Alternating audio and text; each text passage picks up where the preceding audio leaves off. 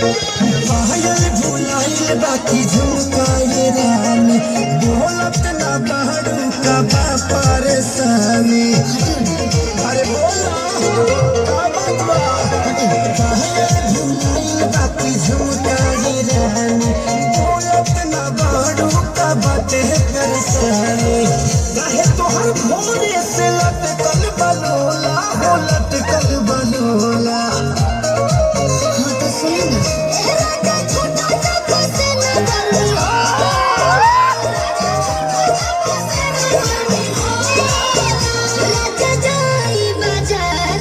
ले